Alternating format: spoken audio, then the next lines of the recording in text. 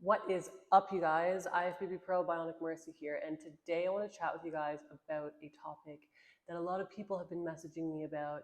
And it's a very simple topic, but it's also not so simple, and that is how to start working out, how to actually start working out consistently and stick to plan without quitting, without feeling lost, without feeling overwhelmed, without feeling like you're setting yourself up for failure. If you were ever that person that started exercising, felt like it was too hard, felt like it was maybe the gym was too intimidating, felt confused, this video is exactly for you. So I'm going to break it down step by step to set yourself up for success on your fitness journey. Also, I wanted to share some of the mistakes that I've made personally when I first started working out and to give you a roadmap to actually stick with it and get moving. Let's do this. First thing is first, your mindset. You can have all of the equipment, you can have all the tools, you can hire all of the coaches, but if your mind and your head and your heart is not in it, it will never be a consistent thing. You will never end up following that structure and getting success with your goals. So when I first started working out, I thought I needed to be in the gym for 2 to 3 hours, and that's exactly what I did. I was in there wasting so much time when I could have been implementing my time in other things, but I was there training my butt off and I wasn't eating accordingly, like to match up with it. I believed I needed to eat low calorie. There was a lot of things that I thought that I needed to do in order to achieve this level of physique that I dreamed of. A lot of it was coming from an ED that I was suffering from. So I believed if I did a certain amount of cardio, I would burn off the meal that I just ate, spend that much hours in the gym. I would always be in a size 00, and I was severely underweight for like the longest time. But spoiler alert, that's not sustainable. So what actually started working for me was believing that things don't need to be perfect, they just need to be consistent. The mindset shift that I made and that I want you to make is using movement as a way to feel better, not punish yourself. So remembering workouts aren't just for improving your body and like physicality of it all. It's for making you feel better. It's for making you have more energy. It's for making your internal confidence be better. You'll be healthy. You'll live longer. There's so many internal benefits that are more sustainable and are more deep and will allow you to stick with it more because they're more meaningful rather than just the physical results of working out in the gym. So for me, when I had that mindset shift, it was like, okay, I am feeling the confidence, the internal confidence that this is giving me. Let's keep going because let's start feeling better about myself. I was so done with just hating my body and myself and feeling insecure, feeling weak, and feeling low energy. And over time, like I would say probably like 3 months into lifting. So I started when I was 15 years old, 16 years old. 3 months in, I started noticing those internal changes within. And then as the time got on, the physical changes started coming too. But those internal changes are what ultimately led me to stick with it and to keep going, because those stick with you forever. Like you can build big glutes, you can build big delts, but like that's just like physical, like strength and like health and longevity and etc. But like I'm right now I'm talking about health, energy, sleeping better, mood, all of the above that you could ever think of. That would be the internal benefits of exercising. What I want to talk about is like setting realistic goals. So if you have never exercised before, even putting literally 15 to 20 minutes a day aside at first to get started, that is a perfect goal to have that will not feel like you're like going from 0 to 100 and then you basically burn out. Because think small and celebrate small, as in like using and understanding that there's stepping stones to it, and each stepping stone is like that small goal that you're climbing up to reach that ultimate goal that you have, the biggest goal that you have. Say for example, maybe it's to be able to play with your kids, maybe it's to maybe go for a hike with your dog without being out of breath, or go up a flight of stairs without being out of breath. Celebrate those small goals, and then you can just build from there. The next thing I want to chat about is picking the right exercise for you. So there are a million options out there of different types of exercises: Pilates, yoga, hiking, rock climbing, sprinting, weightlifting, spin class, boot camps. There is so many, and you don't have to pick one, but to have maybe 2 or 3 in mind that you can kind of rotate around. Just choose one that you love, absolutely love doing, that will allow you to do it consistently. For example, when I first started, I hated cardio machines. I hated them, but I did it in a way to punish myself. It was a very cyclical self-hatred kind of thing that I was going through, where I only kind of did it to punish myself, not as like a health thing. I felt like I was and hated every second of it. So I switched and kind of prioritized more strength training than cardio, and I absolutely loved it in the way that it made me feel. Suddenly I literally just loved going to the gym, but then I realized, okay, you know, it got to be kind of having a balance of it, right? So adding the cardio in there as well as the strength training. But again, I was so kind of black or white thinking of it all. It's like, okay, I got to do boom this, or I got to do this, and like thinking I have to go all in right away. And yeah, that's why it wasn't really a enjoyable journey for me at first. So here's my tip: just pick 2 different types of movements that you absolutely love, and then just stick with them. Because a 20-minute workout that you absolutely love is better than a 60-minute workout that you are hating your life over. Yes, it's totally fine to mix things up. Just start with something that you'll actually stick to. Don't overthink it. If you want to start at-home workouts at home, you don't need all of this fancy equipment, all of these resistance bells, equipment, whatever, dumbbells. You don't need it. And you definitely don't need a gym membership to start and get results. I also create exactly that for my clients, at-home workouts for people that don't want to go to the gym, they don't like the commute, or they don't want to be in a public gym quite yet, and they want to stick to the at-home workouts. I create, you know, we can do dumbbells, bands. Message me the word bionic and I can help you get started right now. Alrighty then, so you got your mindset, you got your workout style. We're going to talk about next routine, consistency.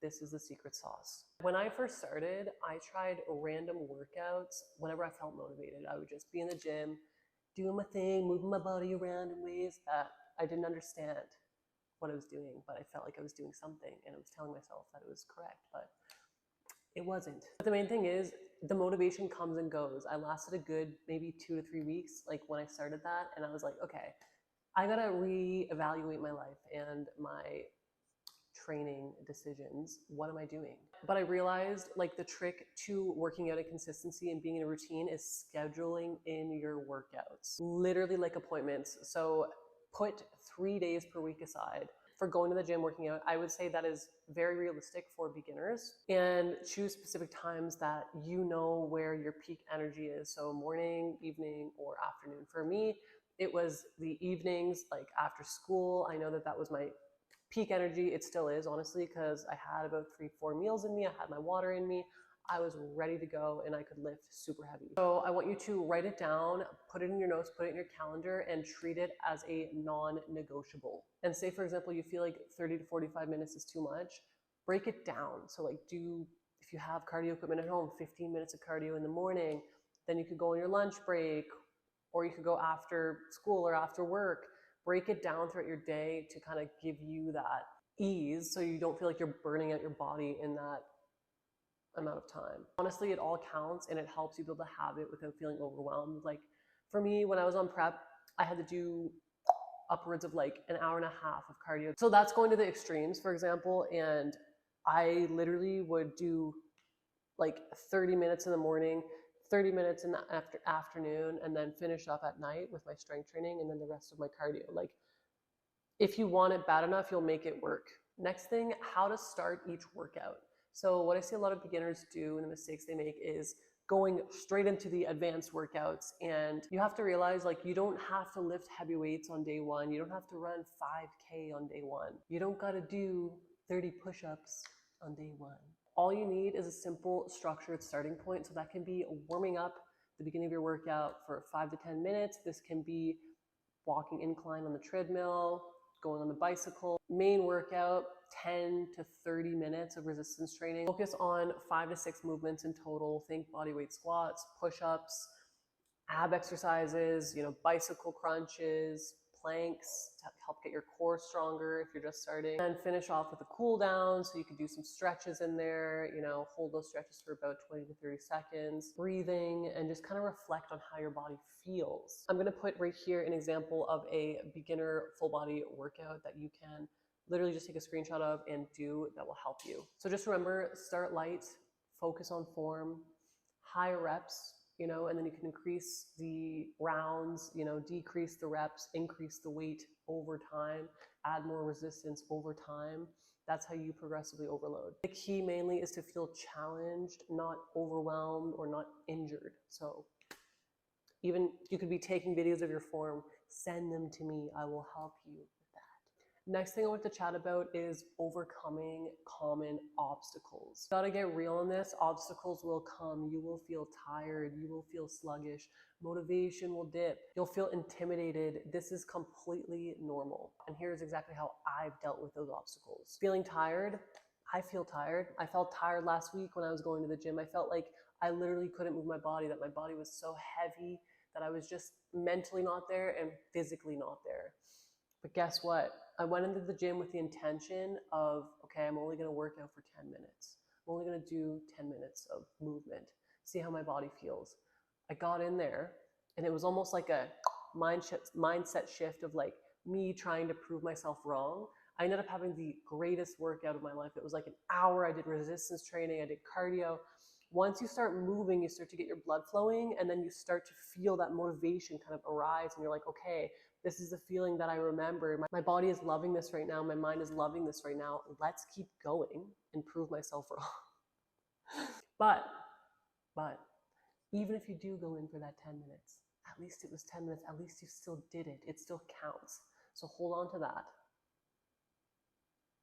But also try to prove yourself wrong. Whenever I don't have motivation, I remember the small habits over the motivation, the habits that you build over time. Focus on habit over motivation. Show up even when you don't feel like it. And you will keep proving to yourself and you'll feel such a reward over time. Let's chat about the intimidation of public gyms. So the gym is a scary place, isn't it? I mean, it's not so scary, but it physically looks scary with all of the big people and the big muscles and the weights slamming around and the confusion of all of the machines always being in your head of if your form is right or if people are looking at you and judging you. In all actuality, the gym is a very friendly place. I've realized over time, people are so friendly and willing to help, willing to chat. It's a community thing. It's a social thing. It depends on which gym you go to. I'm going to say that right now. Because Good Life is more of like a in and out, let's go, I'm working, I don't have time to chat. But then there's other gyms that you may go to. You know what? Actually, no, that's not even true. I've had a pretty good experience with Good Life gyms. I mean, what gyms have I been to? You know what, dude? No, all gyms, I would say, are very friendly. People are just so friendly and just want to chat. Literally, that's it. And it doesn't even need to be about gym stuff. It literally is just like life and just making friends and socializing and just like being a human. That's one side of it. But then also it's like people are too busy worrying about themselves to be judging you. Like, yes, as humans, we still do judge people for like staying safe, and it's like a safety thing as a human to like judge people to like see if they're like safe or not. Majority of the time, people are too worried and in their own heads either about how they look or what someone said about them a while ago or an embarrassing moment or all of this stuff. And it's like they're never probably ever thinking about you, That was one thing for me. I was always so kind of afraid of like the judgment coming from other people, and I would go to the gym and work out at like 1, 2 in the morning to just like isolate myself and to get away from the scary people. But people are just so nice, and it feels so good to have an open heart now. Like, you know what I mean? It just feels so good to have that guard off, like a prison off my heart, like the prison gate. And it's just like my heart just beats for everybody at the gym. And especially the girlies with the big booties. I will forever stare at you. Let's chat about comparison. That is a crazy thing, and it is a thief of all joy. It is like such a thief of all joy. You have to remember, do not compare yourself to someone that is a seasoned gym goer. Do not compare yourself to their motivation, to their physique, to their mindset. it is incomparable. You just can't, and it will set yourself up for failure. You have to remember, progress takes time, but it is so worth it. So celebrate those small wins. Track your improvements, because those over time, the visual progress tracker of like, whoa, like look at me then, look at me now. Like I love how I have so many photos of me like back when I was a skinny little stick, and I can kind of compare that to how I look now, and it's super motivating and emotional to look at, because I've came a long way, and it's just like I'm super proud of myself. You know what I mean? Don't compare yourself to other people. You'll be happy forever if you don't compare yourself to other people. And I know social media is a thing, and it's difficult with the highlighted reels of everybody's profiles. And I feel like even my profile still is like, I'm trying to make it less highlighty and more real. And I'm slowly getting there, but that's just, I feel like Instagram, you know what I mean? Like that's why it's like me posting this video on YouTube feels so okay, and like I don't feel like vulnerable or like frightful. But like if I were to post this whole video on my Instagram, I'd be like I'd be like literally like cringing at myself and just like feeling so scared, because like Instagram again, it's just like this aesthetic like thing. I'm going to actually make another video on comparison, because I feel like that's a really kind of awesome topic to talk about, and what a lot of people struggle with. People always think, oh, the grass is greener on the other side, but most of the time it's not. So let's just set that straight right now. So let's do a little recap. Shift your mindset. Focus on consistency, not perfection. Number 2, pick exercises that you actually enjoy. Number 3, build a routine and stick to it like it's an appointment, a non-negotiable. Number 4, start simple and gradually progress over time. 5, plan for obstacles and do not let them stop you. If you take one thing away from this video, it is starting is more important than perfection. You got to start small, keep moving. Your strength, confidence, and your results will come over time. Just stick to it, keep that consistency rolling. If you want help creating a plan that works for you, I build one-on-one coaching plans for my clients, with meals, with training, with a community group. Macro tracking, grocery lists. I can show you exactly what to do to help you stay consistent without the feeling of overwhelm. Thank you so much for watching. Don't forget to like, subscribe, and comment on this video for more topics on fitness, health, and wellness. Bionic Marissa, out.